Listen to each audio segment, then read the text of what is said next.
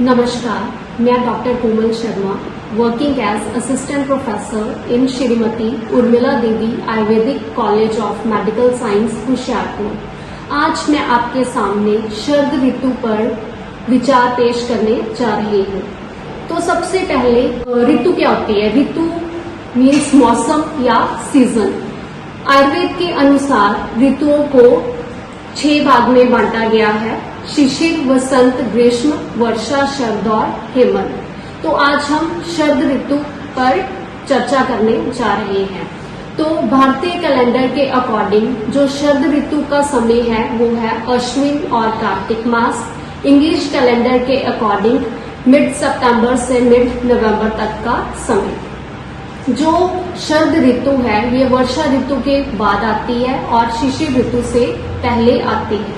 इस ऋतु को ऋतुओं की रानी कहा जाता है क्योंकि इस समय जो आकाश होता है वह साफ सुथरा दिखाई देता है, वातावरण मनमोहक होता है और चंद्रमा का सौंदर्य अद्भुत होता है। अब हम बात करेंगे शरद ऋतु के प्राकृतिक स्वरूप या चेंजेस इन नेचर। तो वर्षा ऋतु की जो उमस दूर हो जाती है इस ऋतु में और आकाश निर्मल हो जाता है। चंद्रमा की किरणें शीतल और तेजस्वी लगती हैं। रात्रि शीतल और सुखद महसूस होती है, जबकि दिन में थोड़ी धूप अधिक होती है। जो कि दिन की धूप होती है वो हमें तीव्र लगती है। अब हम शरद ऋतु में दोषों की स्थिति के बारे में जानते हैं। वर्षा ऋतु में पित्त दोष का संचय होता है और शरद ऋतु में पित्त दोष का प्रकोप होता है। पित्त दोष का प्रकोप होने के कारण शरद ऋतु में पित्तज विकार पैदा होते हैं। जैसे कि इस ऋतु में हमें बहुत सारे स्किन डिसऑर्डर्स देखने को मिलते हैं, जैसे खुजली, अर्टिकेरिया, एक्जिमा, ज्वर जिसे हम फीवर बोलते हैं, डेंगू, मलेरिया, टाइफाइड, रक्तपित्त, डायरिया, आई डिसऑर्डर्स, एसिडिटी और महिलाओं में मासिक दर्द के दौरान अधिक स्राव होना, ये सारी बीमारियां हमें देखने को मिलती हैं। अब हम बात करेंगे कि शरद ऋतु में कैसा आहार लेना चाहिए। तो इस ऋतु में हमें मधुर, तिक्त, शीतल और द्रव पदार्थों का सेवन करना चाहिए। हमें हमारी भूख के अनुसार ही खाना खाना चाहिए। हमें ओवर ईटिंग से बचना चाहिए। फ्रूट्स में हम आंवला, अनार, द्राक्षा, अंगूर, अंजीर और खजूर का प्रयोग कर सकते हैं। पुराने चावल, गेहूं, ज्वार की रोटी का प्रयोग कर सकते हैं। दालों में मूंग की दाल, मसूर की दाल का सेवन कर सकते हैं। सब्जियों में हम करेला, परवल, कद्दू, घिया, मटर, चना, मेथी, गोभी का प्रयोग कर सकते हैं। हम साबूदाने का प्रयोग कर सकते हैं।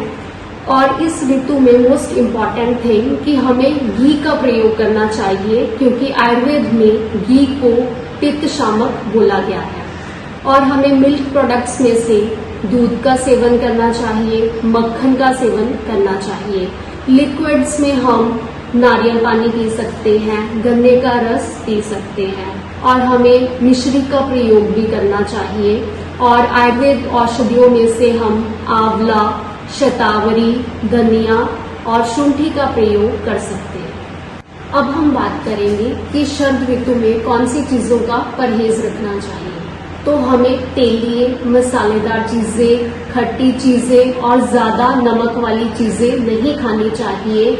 हमें बहुत ज्यादा बासी भोजन नहीं खाना चाहिए। हमें ओवर ईटिंग नहीं करनी चाहिए। हमें दही का सेवन इस ऋतु में नहीं करना चाहिए।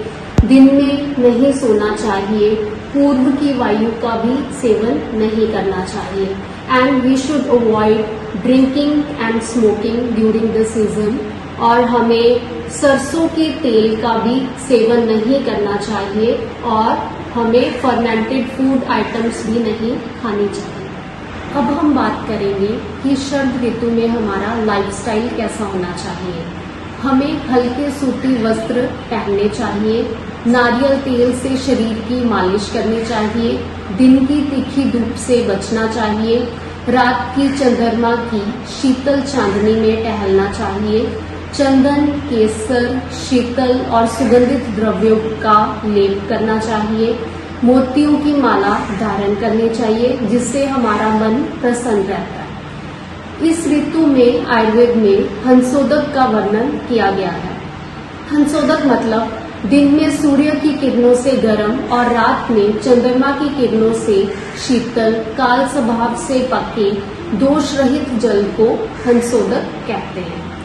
ये जल पवित्र माना जाता है और इसे पीने और स्नान करने के लिए प्रयोग में लिया जाता है। Now we will discuss the treatment protocol.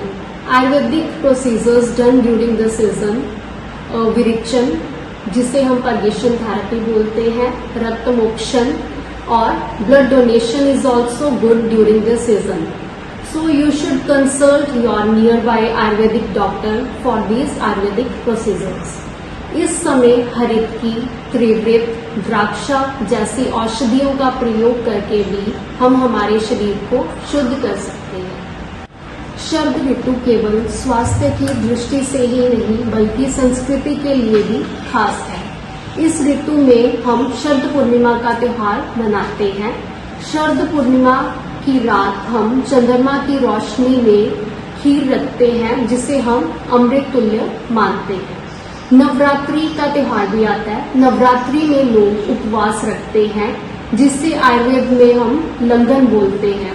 लंघन से हमारे शरीर का दीपन और पाचन होता है। एट लास्ट, शरद ऋतु केवल मौसम का ही बदलाव नहीं, ये हमारे स्वास्थ्य, संस्कृति को भी प्रभावित करती है। सो आयुर्वेद के नियमों का पालन करें, सही आहार लें, संतुलित जीवन शैली अपनाएं और समय पर शोधन करवाएं, जिससे हम स्वस्थ रहेंगे और इस ऋतु का पूरा आनंद उठा सकेंगे। धन्यवाद। जय धन्वंतरी, जय आयुर्वेद।